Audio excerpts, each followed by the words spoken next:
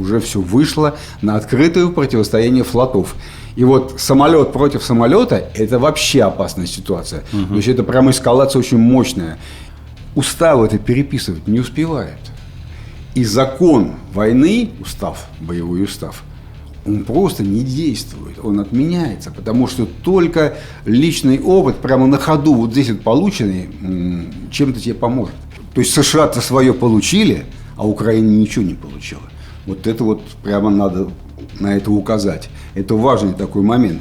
Как Соединенные Штаты вообще-то обращаются со своими союзниками. Вот так. Опять вернемся к украинскому термину «kill zone». Вот. Украинский термин. Да. Но, тем не менее.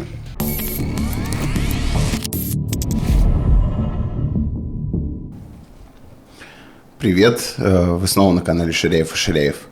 Здесь мы, это я, журналист Евгений Ширяев, мой отец, военный обозреватель Валерий Ширяев. Мы обсуждаем последние события. Здравствуйте, я тоже рад вас всех приветствовать. Лето подступило к нашим подоконникам. На Украине установился травяной полностью и лиственный покров. Естественно, ожидаемо интенсифицируются военные действия. В связи с этим об этом мы и в том числе поговорим сегодня. Ну да, на этой неделе, согласно данным Минобороны, российские войска заняли населенные пункты Новоленовка, Александрополь, Вольное поле и Богатырь в Донецкой области, а также взят под контроль населенный пункт Марьино в Сумской области. Самое важное событие, которое сейчас происходит на фронте, они происходят в том самом месте, о котором мы говорили в предыдущем выпуске, где я говорю, что вот между Мирноградом и Торецком развивается наступление российских войск, и вот тогда мы констатируем, что если срочно украинцы не помогут местным командирам резервами, да, может быть очень серьезные последствия и для оперативной обстановки, и для войск, то есть потери в войсках, и вплоть до окружения может дойти, и потери территории, конечно, которые для политиков важны. И сейчас вот прошла неделя, мы видим, что все развивается в худшую сторону для украинской армии. Наступление набирает темпы, наоборот.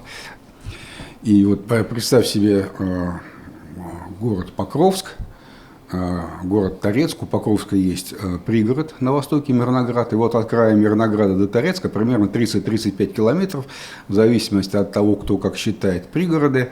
Вот на этом участке длинном, 30-километровом, фронт пришел в движение, и наступление российских войск движется разнонаправленно, с разными скоростями, где-то больше, где-то меньше, но главное движение происходит по оси от Новой Полтавки на Русин-Яр, и за 5 суток, даже за четверо суток, это расстояние между ними, 8 километров, было преодолено. То есть это большой темп на самом деле.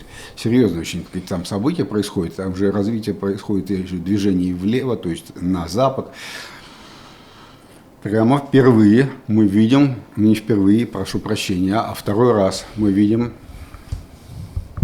согласованное наступление войск, которое происходит в рамках оперативного замысла. То есть это действие в рамках оперативного искусства. Первый раз это было, когда мы видели ликвидацию Курского плацдарма вооруженных сил Украины в Курской области. Вот тогда это была прям самая настоящая операция, классическая такая. Сейчас мы второй раз уже видим это такое же действие. И интересно сказать по командующему. Мы говорили, что Мордвичева убрали работу командующим сухопутными войсками, и его заместитель стал командующим группой «Центр». Так вот, этот генерал, он же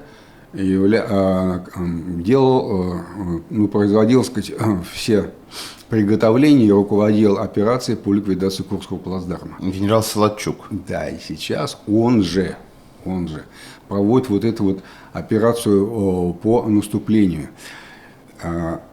Чем она, вот, о чем надо сразу сказать, это характерная очень вещь. Они идут в стык между двумя группировками. Одна группировка защищает украинское ВСУ, крупная очень, Покровск, и вторая группировка стоит в районе Торецка. И вот прямо между ними идет вот эта вот линия продвижения быстрого.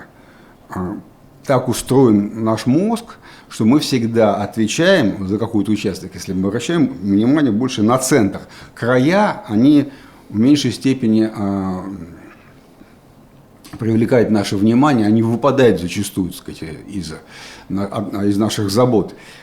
И вашего соседа справа и слева, генералов, точно так же. То есть стыки между армиями, стыки между большими соединениями, дивизиями, там, полками всегда считается слабым местом. Это прямо классика военного дела. Всегда так поступали и в Первую мировую войну, и особенно во Вторую мировую войну. И вот мы сейчас видим развитие наступления прямо в стыке между двумя крупными группировками, где командующие, не знаю, могут ли они, конечно, они могут договориться, но что-то все-таки какая-то координация не такая, как хотелось бы в Киеве. Потому что наступление купировать не могут, оно не останавливается, оно продолжается или не хватает резервов. И вот, что интересно, этот Солодчук, он же не был первоначально командующим, ну, в смысле, не был поставлен на ликвидацию Курского плацдарма. Там был другой человек. По крайней мере, существует апокриф, то есть неподтвержденная армейская легенда о том, что там же очень много десантных войск было в Курской области задействовано, что первоначальный план мог обернуться крупными потерями российских войск и так далее. И он был скорректирован. Было учтено мнение, в том числе командующего воздушно-десантными войсками Теплинского, который сидит в Запорожской области, ну, войска, которые участвовали вот, на Курском плацдарме в боях. И там появился вот этот Солодчук, как командующий, которому мы привели. И он все сделал это. И сейчас он наступает между Покровском и Торецком. На острие стоит 8-я армия. Это армия, из которой вышел генерал Мордвичев. Ну, то есть он в ней состоялся как генерал, как командующий и так далее. Да? Все, это уральская армия с Урала. Вот. Они, значит, он, несомненно, Мордвичев тоже участвовал в разработке этой операции, потому что он только-только назначен, операция началась раньше. Явно совершенно, что они с Солодчуком совместно это все готовили. И посмотрим, чем это закончится. Но еще раз могу только констатировать, что вот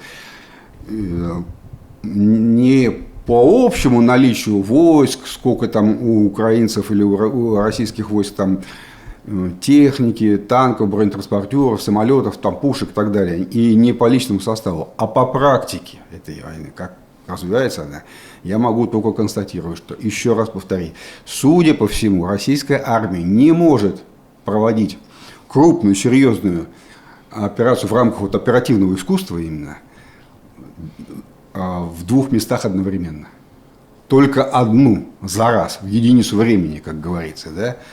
Потому что если бы могли, то обязательно бы сделали. Вот и все. Значит, мы сейчас видим, что закончилась операция по ликвидации Курского плацдарма, и началась вот эта вот операция между Торецком и Мирноградом. Мы посмотрим, как она будет развиваться в следующем. Если экстраординарных мер сейчас не предпримет командование ВСУ, если сейчас Сырский срочно не вмешается в это дело, то он может закончится еще более тяжелыми последствиями. В смысле, взять этим Покровск, ты имеешь в виду? Дальше там надо будет выбирать. Мы не знаем замысла конечного. Они должны повернуть на Торецк, зайти ему с тылу, или все-таки они должны охватить Покровск с севера, вот эту группировку, которая сейчас наступает. Куда нападет, мы не знаем. Но или так, или так. Но, судя по всему, это охват Покровска. Да. Вот наиболее такой вероятный как бы исход – это полный охват Покровска с севера. Ну, видимо, это и есть то, о чем говорят последние недели, даже больше о российском наступлении летнем. Так оно и не прекращалось. В том-то все и дело, что все ждут некой такой кампании, которая вот все, значит, началось летнее наступление. Она началась в марте месяце. Вот эта вот ликвидация Курского плацдарма, это и было начало, собственно говоря, летней кампании уже. Она не прекращаясь перетекает операция в операцию, все. Ну, смотри, последние события показывают, что произошла атака крупная, и рассчитывают, что начнется наступление в Сумской области. Ты знаешь, мне кажется, я, конечно, могу быть неправ, но мне кажется, что это больше в области пропаганды разговоры. Значит, да, была реальная атака ракетная, баллистической ракеты по полигону в Сумской области в 50 километрах от границы, где проходили обучение, то ли они в строю стояли, то ли они, так сказать, там по местности перемещались плотными группами, ну, погибло много людей. Вот об этом больше всего говорят. Все. После этого на заседании в России, когда туда приехал Путин, Хинштейн устроил заседание со своими главами районов. Там один из глав района сказал, что вот хорошо бы и Сумы тоже захватить. А Хинштейн сказал, а у меня там дед, да, из Сумской области. Ну, собственно говоря, и все. Все, что мы дальше читаем о наступлении в Сумской области, все-таки не укладывается в план большого такого масштабного наступления. Оно идет там, вот и идет наступление, развивается на Юнаковку, украинцы по-прежнему пытаются в Глушковском районе какие-то действия там производить. И даже вот опять был такой пиаровский прорыв через Брянскую область, буквально за сутки до нашей записи, разведывательно-диверсионная группа украинская в размере там 10-15 человек прошла десятки километров через леса, густые леса брянские, и углубилась чуть ли не на 70 километров там, в глубину. Ну, прошла 10 человек, дальше что? Вот, военного смысла-то нет в этом. Это вот именно доказать, что Украина там может вот такие вещи делать. Но и с нашей стороны что-то такое же произошло, когда объявили, что российские войска дошли до границ Днепропетровской области. Это точно, еще один населенный регион. События, которые к военному, строго говоря, делу, имеют очень опосредованное отношение. Чистая политика, да, в Днепропетровскую область сразу две группировки, значит, конкурируя как бы между собой, пытаются приблизиться. Даже некое какое-то чудится негласное соревнование между командующими, кто первый выйдет на границу Днепропетровской области. Сам выход на границу не означает ничего. Вот, с точки зрения войны. Я же тебе еще говорил, когда мы обсуждали ликвидацию Курского плацдарма, что военные административную границу между Сумской и Курской областью не видят. Абсолютно. Для них точно так же. Ну, подожди. Но речь-то о том, что вот это Сумская область, Днепропетровская область, потом бои идут и отбиваются населенные пункты в Харьковской области. Да. Это все разные регионы, в которых российское присутствие пока очень невелико, но в Днепропетровской области вообще никакого. Да, вот. Да. Но разве это не есть часть большого, начала большого наступления? Это часть большого пиара, потому что Путин послал Мединского на переговоры в Стамбул, а он там в Стамбуле по заявлениям украинских источников сказал, не хотите сейчас 4 области отдавать, потом будете 2. Не украинские источники, это были иностранные СМИ, но, возможно, со ссылкой на украинские дипломатические источники. Ну да. И вот он якобы там сказал, что не хотите сейчас 4 области отдавать, будете 6 отдавать. И тут вдруг, пожалуйста, Днепропетровскую область уже вышли. Вот о чем. Это некие такие политические пассы, но никакое соединение российской армии в Днепропетровскую область не вступило. И если вступит, то еще не в ближайшие дни точно, абсолютно. И с другими совсем задачами это сделает. И все это вот больше публицистика, журналистика, пиар, пропаганда, чего хочешь говори, но это область политики. Вот все эти события, которые мы перечислили, да, в том числе это упоминание тех гипотетических областей, на которые Россия может претендовать в дальнейшем. В первую очередь, кстати, на Харьковскую область.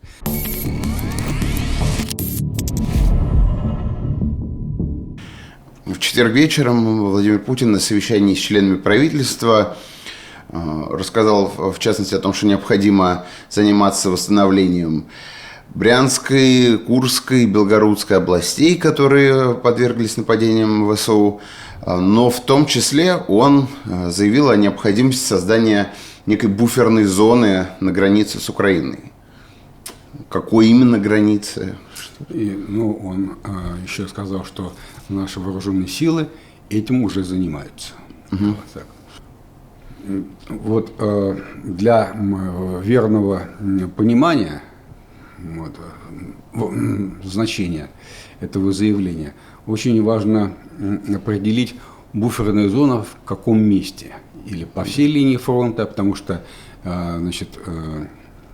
проукраинские каналы уже начинают иронизировать, потому что мест, где не идут боевые действия на российско-украинской границе, приблизительно 500 километров, где просто ничего нет, никакая. Там стоят пограничники с обеих сторон и войска прикрытия границы. Все.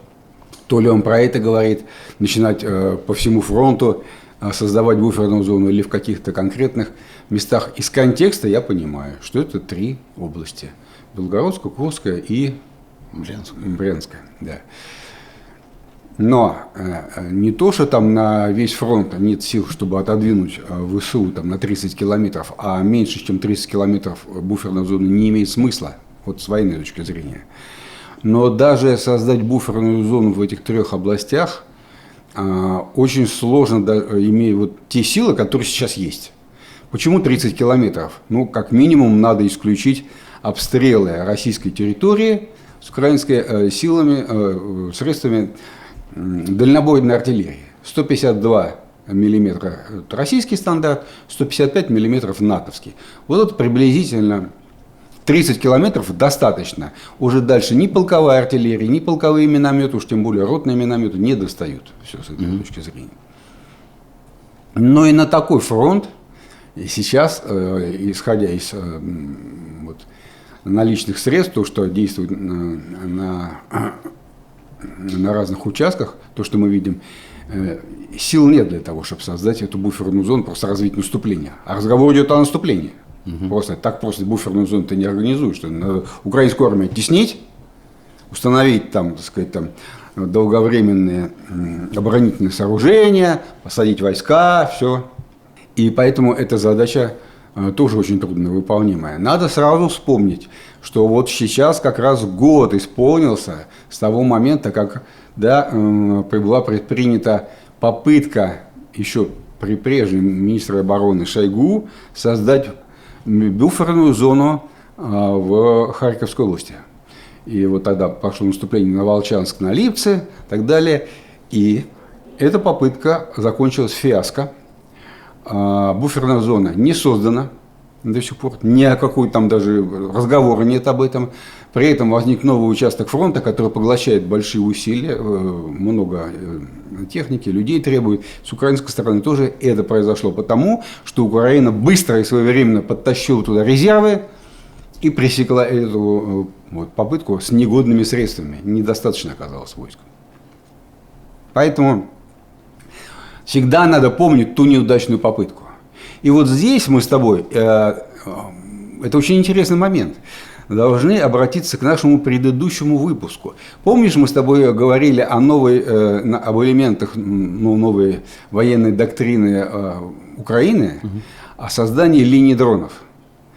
Там есть такое понятие kill zone, когда они действуют из глубинной обороны тактической, создают с помощью только дронов и специальной артиллерии и беспилотников и наблюдателей, то есть разведки, на дистанции 30 километров, они для начала 15 километров, полностью зачищенную территорию, уничтожено все, и они уничтожают все, что возможно впереди, перед собой зачищая. Только какое-то движение, допустим, с российской стороны, танк показался или пехота, сразу уничтожаете. Вот kill zone, все.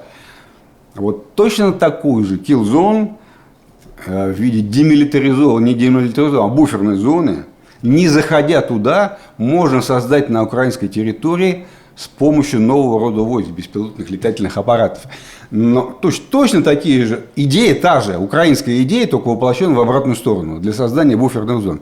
И в принципе это возможно. Но для этого, конечно, надо просто реактивную скорость какую-то показать Министерству обороны по созданию новых полков беспилотных летательных аппаратов, которые будут эту задачу выполнять, потому что их должно быть очень много. Их должно быть реально много. Вот на эти 3 области, даже хотя бы на 3 области, беспилотников должно быть огромное количество, и чтобы они устойчивую такую делали, вот эту, опять вернемся к украинскому термину kill zone. Вот. Украинский термин. Да. Но, тем не менее, это реально возможно. То есть мы как бы создаем серую зону, в которой не будет артиллерии. И территорию России не смогут обстреливать тяжелым оружием. Любую пушку завезли там в это место, ближе 30 километров, любую систему залпового огня и так далее, ее немедленно изучаешь. Вот таким способом, в принципе, возможно. В принципе. Но не заходить туда войсками. А вот для того, чтобы прямо вот войсками, операции, все так далее, на это сил нет. А не может ли быть такого, что вот эта буферная зона – это проект, который Россия хочет представить, например, там, Украине на будущих потенциальных переговорах с Трампу, что вот мы уже создали эту самую буферную зону, и она, например, будет с отходом назад, что буферная зона начинается вот как раз над действующей линией разграничения, без наступления, и что Россия уже скажет, вот у нас все готово для создания буферной зоны, только поставить мы туда должны там не натовских миротворцев, а каких-нибудь там... Абсолютно возможно, и может быть это увязано со стамбульским процессом переговорным. Угу. Вполне возможно, это реально политически. Другое дело, что там в стороны сшибутся в несогласии, Украина там откажется и так далее. Просто это будет такой прям аргумент моментальный, что типа все уже. Да, вполне вот, допускаю я это, вполне допускаю. Но вот как инструмент решения все-таки скорее беспилотники, чем наземные войска. Вот так это.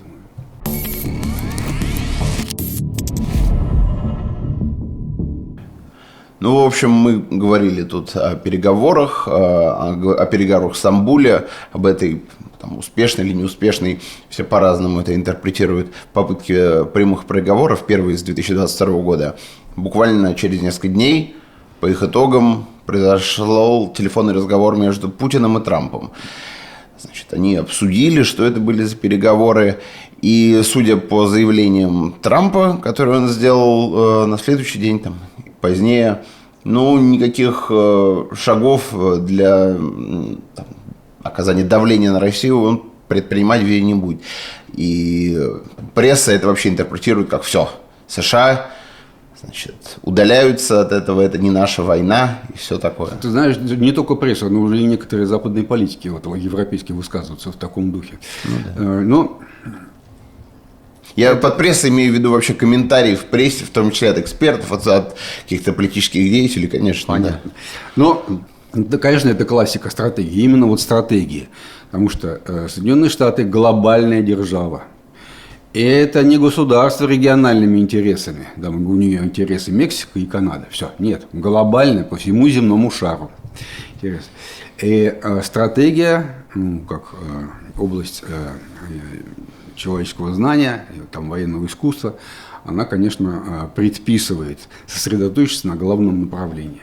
Вот, воюешь ли ты за деревню, воюешь ли ты за город, за район, за страну или за земной шар, все равно принцип один: необходимо сосредоточиться на главном участке, на главном противнике, вот, на основном. Так вот, это для Трампа, да и для будущих президентов Соединенных Штатов, которые придут ему на смену, точно так же, несомненно, по своей мощи, не только военной, а вообще общеэкономической, это Китай. Вот. Сил на то, чтобы развивать военные усилия в Тихоокеанском регионе. Да, на 2 направлениях, в Европе и в Тихоокеанском регионе, у США уже нет. У них вообще-то еще и Ближний Восток есть. Еще и Ближний Восток. Трамп сейчас по Ближнему Востоку колесит. Да, там большой... Тоже налаживает отношения. Там Центком, Центральное командование Ближневосточное, все правильно, да. И там тоже, потому что там находится... Вот эти направления для него более приоритетные, как будто бы. Там находится его ключевой союзник Израиль. Ну, на Ближнем Востоке, да. На Европу сил нет. И не рассматривает он Россию в связи с ее, так сказать, невеликим экономическим, так сказать, весом. Но экспансия это проходит все-таки. Да, но он не хочет ее рассматривать как противника, на которого надо тратить много денег. Он и пытается переложить эти расходы на Европу. Вот это вот в чистом виде. Он убедился, что не получилось быстрым наскоком, значит, урегулировать за сутки. Да, за сутки. Значит, отползает в сторону и говорит европейцам: вот я там украинцев и русских свел в одном процессе стамбульском, у них уже переговоры теперь сейчас идут, все, вот давайте, значит, включайтесь. На самом деле, не дай бог, Европа подключится. Но, с другой стороны, США таким образом, как бы дистанцируясь, в то же время, может быть, снижает накал вообще страстей, в том числе имея в виду ядерные угрозы. Да. Это очень хорошо. Но вот прямо я без всякой иронии говорю. Это резко снижает уровень эскалации. Европа резко снижает. Это очень хорошо на самом деле. Действительно, все вот эти разговоры, обратите внимание, про ядерное вмешательство. Про Орешник, это все было как раз, ну, там, в конце осени, в декабре, когда все это пошло. Да. Все вниз пошло. Слава богу. Слава богу. Поэтому, ну, как с точки зрения безопасности мировой, глобальной, ну, конечно, это положительное явление. Вот. Но есть интересы Украины, есть интересы России и так далее. Они никуда не ушли. Все, и как это будет развиваться, мы не знаем. Потому что если действительно Трамп, его администрация, там, кстати, совсем не бестолковый оказался этот Пит Хексет как министр обороны-то. Совсем не бестолковый. Первые шаги, мы обязательно про это потом рассказываем в следующих выпусках. Очень интересные, и это все на пользу Пентагону. Абсолютно на пользу Пентагону. Очень грамотные шаги он сейчас предпринимает. Так вот, Пит Хексет, видимо, тоже участвует в обсуждении развития этой ситуации. Его фамилия вообще не звучит в прессе. Тем не менее, он подписал главный меморандум, в котором первоочередные шаги главных действий, которые предстоит предпринять для реформы Пентагона. Только что. Я думал, ты про украинское разрешение. Нет. Как министр обороны. Я думаю, что он тоже участвует вот, в глобальном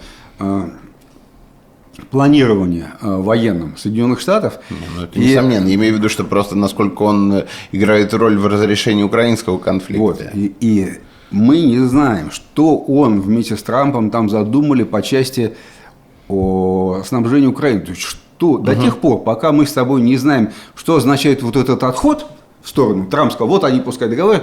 Да. Так, погодите секундочку. Вооружения будут продолжать? Ну, это пока что еще байденовские все дела. Деньги будут продолжать поступать американские? Но это пока что байденовские договоренности. Сейчас-то да. А в будущем-то, до тех пор, пока мы не узнаем вот истинную конфигурацию военной помощи Украине, а это только дело ближайших месяцев, мы не можем предположить, как это повлияет на положение на фронтах. Потому что, может быть, Трамп скажет: я их там оставил друг с другом, пускай договариваются. А вооруженная помощь вооружениями, она на том же уровне останется, что при Байдене. Вполне такое может быть. Почему? Поэтому до тех вот мы констатируем, что политически он как бы отошел, а вот во что это выльется с военной точки зрения, надо подождать. Нет, пока еще рано рассуждать на эту тему. Поэтому все вот эти вот, страхи, алармистские статьи в прессах, так что вот США ушли, это теперь на пользу Путину и так далее. Да мы не знаем, что означает само слово «ушли». Ну, что на том же уровне, может быть, так все и останется. В политическом смысле они могут перестать давление там оказывать и так далее. И очень не интересоваться уже этим. Но все санкции-то как были, так они и остались. Ничего не изменилось в этом смысле. Так что подождем. Ну, по крайней мере, санкций никаких новых накладывать пока Трамп не будет, хотя вроде как грозился. Ну, видимо, уже нечего там накладывать. Не так много говорят про теневой флот и так далее, о котором уже мы еще поговорим. Санкции против стран. Мы еще сегодня про теневой флот обязательно поговорим. Очень интересные там события происходят. Но, в принципе, подавляющая часть вот санкций, которая могла быть введена, она уже введена. Ну, вроде как говорят, что беспрецедентные пошлины против стран, которые покупают все-таки российские... Да. Этих стран две. Индия, Китай. Ну и вот он только что вводил там 200% пошлины на Китай. Что у него получилось в результате? Я думаю, это блеф.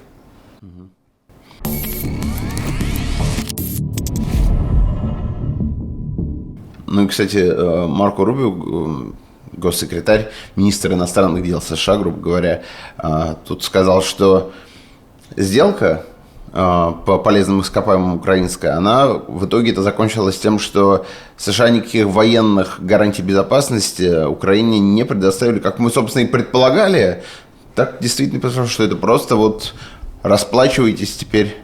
Тут у меня вот два соображения. Первое, конечно, вот это то, о чем мы сейчас только что говорили, это по классике стратегии нежелание раскладывать силы на два центра приложения проекции сил военной, то есть Китай и Европа. Это совершенно очевидно, потому что означает гарантии, которые нужны? Это содержание войск. Вот войска США, которые стоят в Европе, это и есть гарантии НАТО, по НАТО, американские, европейским странам на случай конвенциональной неядерной войны. Вот просто российские войска, советские еще в те времена. Переходят границы, да, а тут американские войска. Вот это гарантия. Все. На их содержание тратятся очень серьезные деньги. И там сейчас пытаются потихонечку выводить оттуда войска, кстати говоря, из Европы. Из Польши, в частности. Поэтому само слово «гарантии» сопряжено с расходами, с большими расходами, прям как вот по НАТО. Ну и второе. Какая-то злая вот, ирония судьбы мне в этом видится.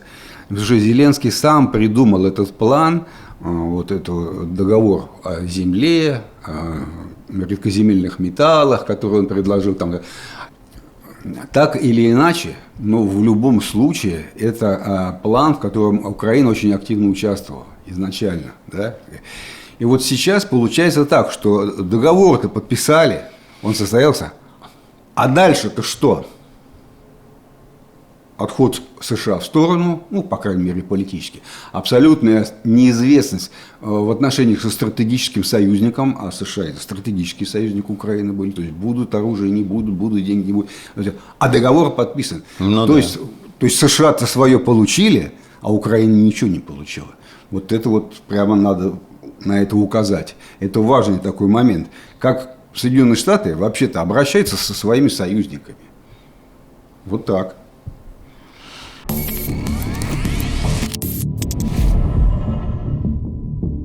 Америка тратит много денег на содержание армии в разных частях света, тратит вообще огромный бюджет, $1 триллион, как мы недавно выяснили. И еще одно крупное вложение средств – это $175 миллиардов на разработку так называемого золотого купола. Это новая, потенциально сверхтехнологичная система противоракетной обороны, которая будет там и космическая, и воздушная, и многокомпонентная. И в течение 3 лет она будет сделана. Во-первых, я очень коротко скажу, почему. Это беспрецедентное событие в военной области. Мы обязательно об этом будем говорить. Я думаю, что мы посвятим этому отдельный сюжет в одном из ближайших выпусков. Обязательно. Потому что это прям вот очень важная вещь, которая происходит. Поскольку он уже не просто объявил, уже деньги посчитали.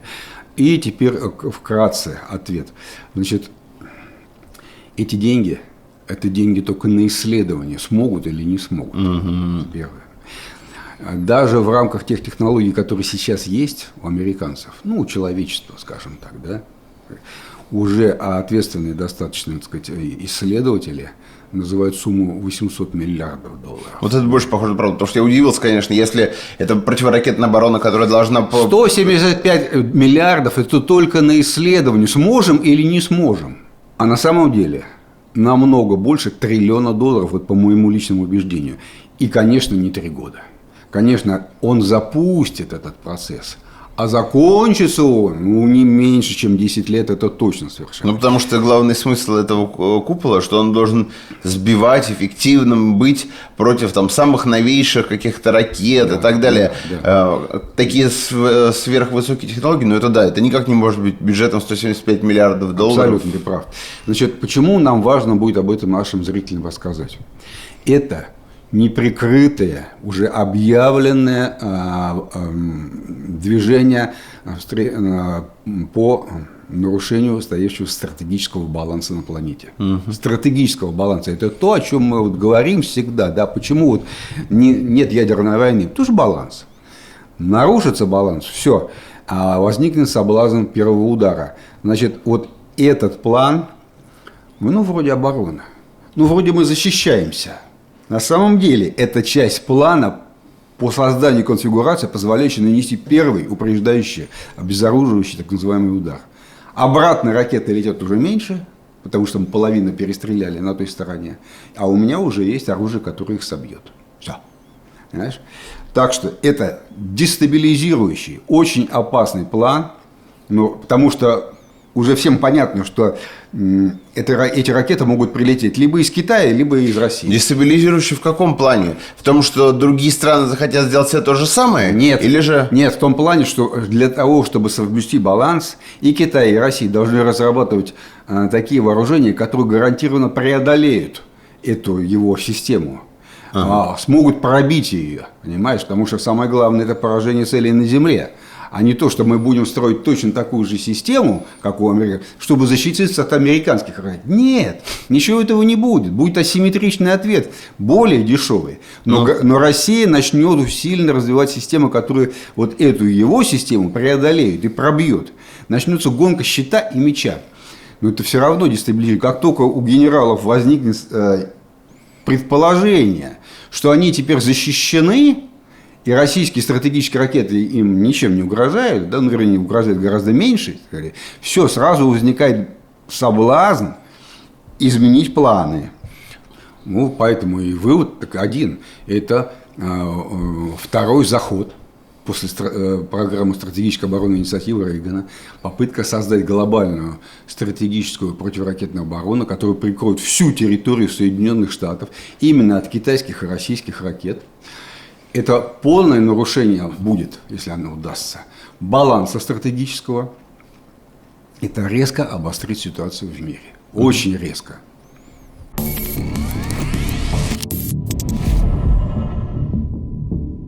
Так называемый теневой флот российский. Тему, которую мы не раз обсуждали, но давно к ней не возвращались. И вот буквально недавно были события любопытные. Эстония, как сообщали СМИ, содержала российский корабль. Потом где-то неделю спустя заявила, что Россия задерживала какой-то эстонский корабль. Что там произошло? Ретроспективно ситуация выглядит так. Поскольку это главный источник наполнения деньгами бюджета, в том числе и для военных расходов, сначала взорвали Северный поток, некие морские диверсанты. Да? Говорят, что украинцы преимущественно. Я, как человек, понимающий, о чем идет речь, категорически не верю в украинскую версию, бог с ним. Значит, взорвали Северные потоки. Потом Россия обзавелась вот этим теневым танкерным флотом. Значит, сразу скажу, это более 1000 кораблей. Подержанных, старых, они все с международными командами, с иностранными капитанами, принадлежат другим компаниям зарубежным, и флаги на них чужие. Это к России никакого отношения не имеет, тем не менее. Этот танкерный флот возит из российских портов нефтеналивных в новые регионы торговли Индии и Китая российскую нефть. Видимо, возникла идея у тех, кто борется с Россией, запугать капитанов и запугать владельцев и страховые компании. Начали взрывать корабли прямо в Средиземном море. 3 штуки в очень опасной близости от топовых мировых курортов. А один танкер был взорван в Усть-Луге, прямо в порту нефтеналивном. И, в общем, не получилось. Капитаны не испугались. Они вообще народ, как я могу сказать, довольно наглый по своему поведению. Или смелый, как хотите. И, им хорошо компенсирует их смелость, я так понимаю. Наверное. Ну, не робкого десятка, ребята. Вот. И они как шли, эти корабли, так и шли. Хотя вот только что принят 17-й пакет санкций ЕС, и туда вошло 200 наименований вот этих танкеров этого флота. 200. На самом деле их продадут, на их место встанут другие, этот флот постоянно обновляется. И вот эта идея не сработала по взрыву танкеров. 4 танкера всего было выведено из строя. Это такая серьезная вещь, тоже неизвестными морскими там, диверсантами. Ну и тогда стали прорабатывать идею заблокировать вообще Балтийское море. Потому что в конце Балтийского моря находится Усть-Луга, нефтеналивной порт, рядом с Санкт-Петербургом. Они оттуда в значительной части их танкеров и выходят. С точки зрения морского права это невозможно. Это просто невозможно. Свобода судоходства и все. Значит, наибольшую активность здесь проявили прибрежные государства Финляндия и Эстония, особенно Эстония. Страна небольшая, флот у нее совсем там крошечный. Вот. Но и тем не менее, с гражданским кораблем-то, любой военный корабль может поспорить. Значит, они предприняли попытку. Сначала они задержали один корабль, но он шел через эстонские воды. Они, значит, его задержали в своих водах, предъявили ему кучу претензий, там, технического характера. 29 апреля они его выпустили, потому что невозможно держать на якорной стоянке, обязательно надо платить за содержание. Там, если ты проиграешь судебный иск, то ты еще оплатишь и издержки, в общем, все плохо. И в этом проблема. С этим флотом никто не знает, что делать. Ты даже если арестуешь 100 кораблей, дальше-то что? Вот. И, значит, корабли стали обходить уже эстонские воды, там, вокруг них идти. И тогда они предприняли попытку захватить корабль, ну не захватить, а остановить его, арестовать в нейтральных водах. Вот прямо так же, как взрыв морских северных потоков и взрывы танкеров в Средиземке, это чистая уже не диверсия, а прям терроризм по определению. А это по определению пиратство, захват корабля в нейтральных водах. Тем не менее, они попробовали этот корабль захватить, значит, ну, для проверки документов, там, как они сказали, да. Капитан проигнорировал их мнение, и огромный 250-метровый, так сказать, такой, значит, нефтяной, и пока они там с ним бодались, пытались, вдруг прилетел самолет морской авиации Балтийского флота, Су-35, истребитель, который вошел, ну, по крайней мере, по жалобам эстонской стороны, уж я не знаю, там вошел или не, пролетел через суверенное пространство воздушное Эстонии, значит, и начал эволюцию совершать над этим кораблем. Все сразу, как рассосалось, но через некоторое время на помощь эстонским морякам прилетели МиГ-29 ВВС Польши. То есть вот оно прям НАТО в действии. Одна страна попросила о содействии другую, а сосед прислал на помощь свои самолеты. То есть если мы сначала видим, что начиналось все тайными операциями, взрывы морских северных потоков, потом тайными подрывами танкеров и так далее, все, сейчас уже все вышло на открытое противостояние флотов. И вот самолет против самолета – это вообще опасная ситуация. То есть это прям эскалация очень мощная. И вот потом те, кто разрабатывал эту операцию, эстонские военные, вдруг обнаружили, что главный морской фарватер, безопасный, хороший, удобный для выхода из эстонских портов в Балтийском море, лежит через российские территориальные воды. И когда танкер, который вез эстонскую сланцевую нефть, а Эстония торгует нефтью сланцевой, до которой все добывают, в Роттердам, шел через по этим фарватерам через российские воды, его остановили тут же вот, российские, значит, власти, береговая охрана для проверки документов. Проверили документы, отпустили дальше. Плывите в свой Роттердам. Но эстонцам показали: ребята, вы в свое время заключили договор, Эстония, Финляндия и Россия, о том, чтобы избежать аварий тяжелых на этом участке, все идут через российские воды. Это удобный безопасный фарватер, потому что эстонские воды, там рельеф дна Балтийского такой, что очень велика опасность, что они сядут на мель, эти тяжелые корабли-танкеры. Там нужны сверхопытные капитаны на самом деле. Все. На этом пока закончилось. Значит, власти Эстонии сейчас, наверное, чешут затылки, думают, как быть, так сказать. Я думаю, главный урок из этого, что власти, когда предпринимают вот такие резкие шаги, все-таки должны продумывать их хотя бы на 2-3 шага вперед, что дальше будет. Потому что так нельзя. Это можно допрыгаться до того, что один самолет выстрелит в другой, собьет, и все. Начнется прямое столкновение армии одной из стран НАТО и России.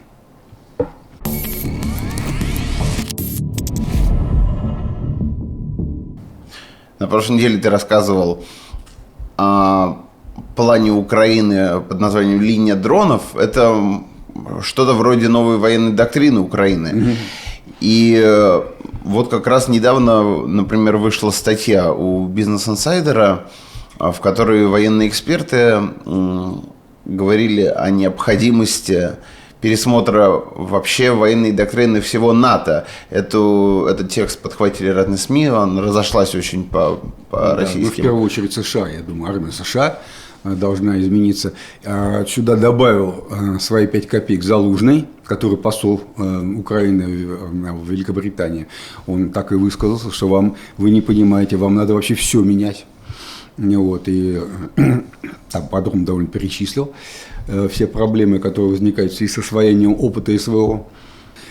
Еще год назад я искал следы, значит, в прессе, да, как западные специалисты осваивают уроки СВО, как их принимают, и наткнулся на статью в журнале Defense One, медиа очень уважаемая, очень, да, там дают интервью и титулованные очень американские военные, и все.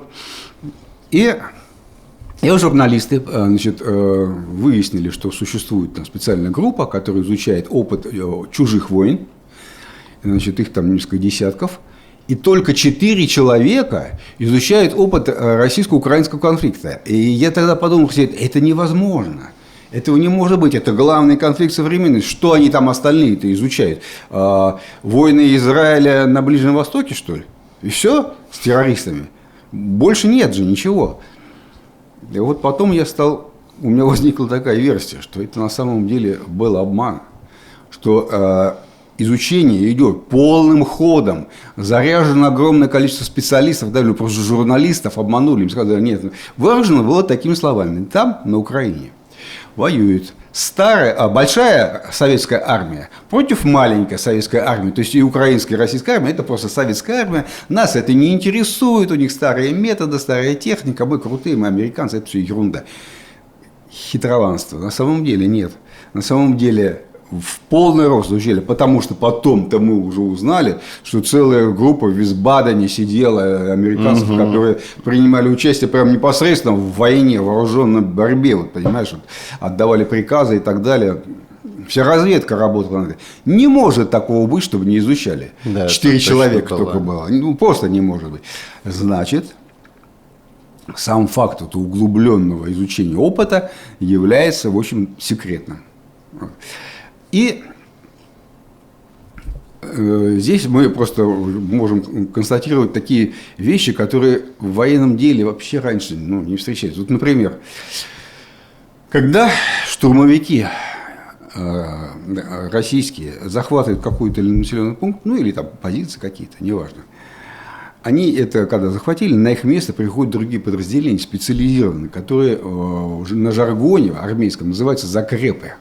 Это подразделение закреплений. Те, кому штурмовики с рук на руки сдали захваченную позицию, и теперь задача тех в этом месте удержаться, потому что на него обрушивается вся мощь, так сказать, от артиллерии и особенно FPV-дронов украинских. И начинаются контратаки. И вот гораздо важнее не просто удержаться с меньшими потерями, потому что штурмовики, как ни странно, как по статистике выяснится, меньше потери несут, чем подразделения закрепления. Наибольшие потери падают на подразделения закрепления. Их вообще не было, таких подразделений раньше.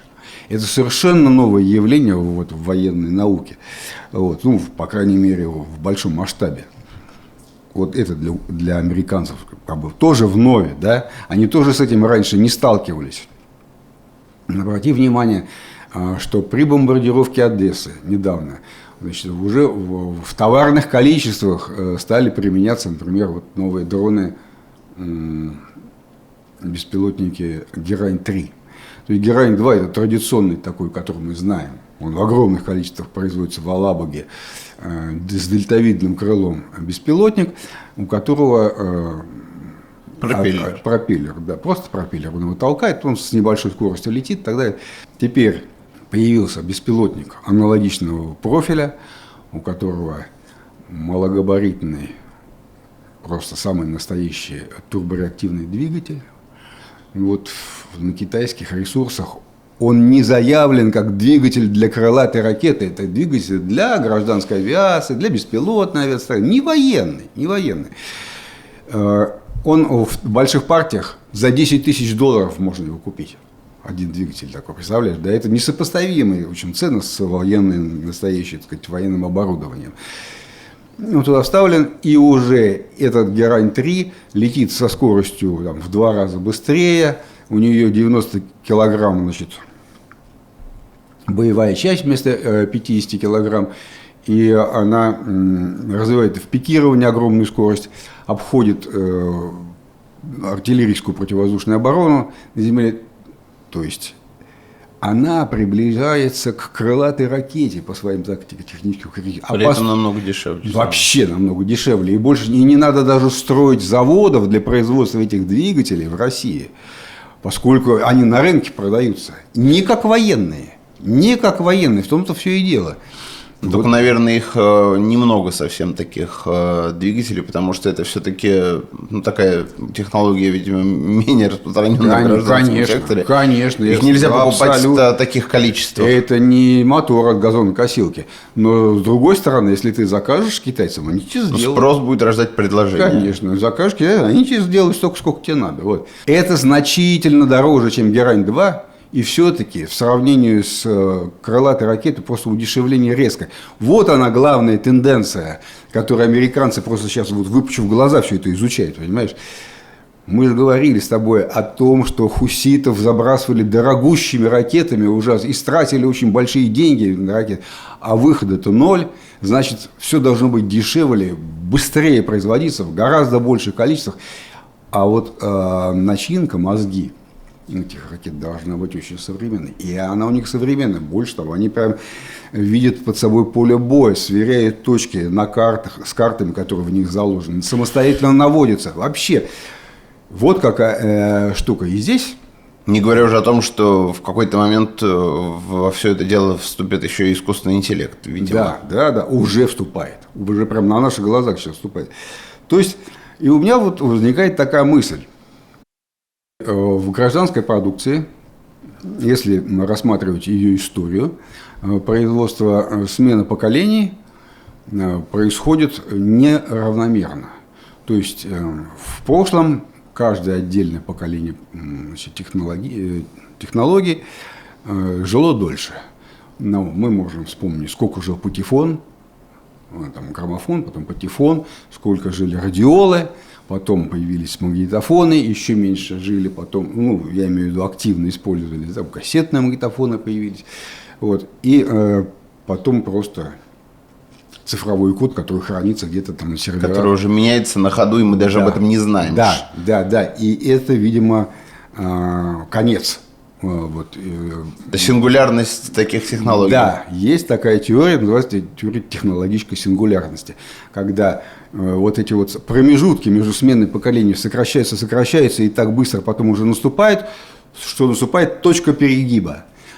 Что за ней, мы не знаем. Спрогнозировать, человеческое развитие вот после того, как технологии дойдут до своего предела вот в скорости изменений, невозможно. Ну, понятно, что это будет какое-то новое человечество. И, конечно же, военная техника, она также встроена вот в эту систему смены поколений, как и гражданская продукция. И также точно сказать, когда там все, пушки были пороховые, там, гладкоствольные, потом нарезные, потом еще так далее. Все это все быстрее сменялось. Появилось ракетное оружие, потом интеллектуальное оружие и так далее. Все это все действительно сокращается. К чему это приводит? Если смена поколений военной техники также точно ускоряется и наступит предел, то есть точка перегиба, военная техника тоже вступит в область технологической сингулярности. Что будет с опытом освоения? Посмотри, главным документом во всех странах, который нам позволяет военным воевать как бы единообразно и избежать ошибок прошлого, это устав.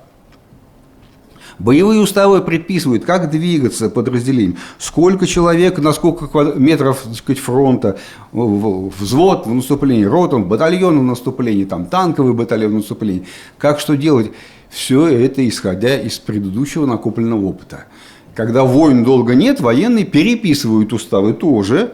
Все это у нас вот в России, например, изменяется указом президента, как верховного главнокомандующего. Они тоже переписывают уставы, ну, по мере, так сказать, его развития оружия и его испытаний на полигонах. Понятно, что оно что-то меняет. Отсюда и вот эта вот фраза, что генералы всегда к прошедшей войне готовятся. Уставы пишутся по результатам предыдущей войны. Но если так быстро меняется поколение техники, которое все переворачивает на фронте, а мы уже просто, так сказать, наверное, нашим зрителям многократно сказали об этой революции дронов, которая все перевернула, да? Уставы это переписывать не успевают. И закон войны, устав, боевой устав, он просто не действует, он отменяется, потому что только личный опыт прямо на ходу, вот здесь вот полученный, чем-то тебе поможет. И если сейчас военные Украины и России начнут воевать по уставам своим, которые там им предписывают какие-то определенные... По тем старым. По старым. Они погибнут. И те, и эти будут уничтожены просто армией. Понимаешь? Вот я думаю, что технологическая сингулярность в военной области, она приводит к тому, что, видимо, уставы надо отменять, что ли, а вводить какие-то временные нормативные документы, как вот сейчас до этого момента действуем вот так вот, понимаешь, и там утверждает их какой-нибудь невысокого ранга. До выхода нового дрона. Да, до выхода. Ну вот можно сравнить с прошивками, этими самыми, вот железо оно еще одно, а вот это самое программное обеспечение, оно его совершенствует, да. И вот прошивка за прошивкой. Вот примерно что-то такое. Разные прошивки, видимо, должны быть. Вот это все тоже предмет беспокойства Соединенных Штатов. 100%. Почему? Деньги. Потому что способ войны удешевляется. Или не просто удешевляется, он определяет способ войны, вот твои расходы. Сколько ты на них потратишь. Конечно, все хотят дешевле, понятно. А ведь этого не видно на Западе. Смотри, Польша закупает сейчас вот, с помощью, она строит свою огромную современную европейскую армию. Оружие предыдущей войны. Ну, в основном в Южной Корее, но и не только. Да, и леопарды закупает, там, новейшие танки, новейшие системы артиллерийского огня, подвижные, да, самолеты там F-35 и так далее. Европа модернизирует свою армию на тех же прежних основаниях. В Соединенных Штатах тоже развитие артиллерийских снарядов. А вот Украина-то артиллерийские снаряды все меньше и меньше использует.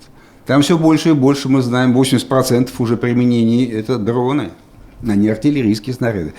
А все пока еще старое оружие закупают. Вот, видимо, это всех касается. Наверное, потому что отношения государств с концернами, которые все это производят, которые уже многолетние, они должны... Вот, да, точно. То есть, вот это консерватизм военно-промышленного комплекса и военных, это общий закон, он не только в России, он и в НАТО точно так же действует. Вот мне кажется, это очень любопытное такое наблюдение, которое мы, как мы знаем, теперь американцы, так сказать, под плотный, так сказать, свой контроль изучают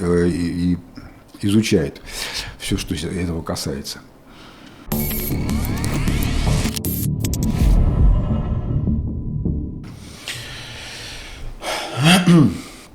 Ну, на этом у нас все. Спасибо большое, что посмотрели.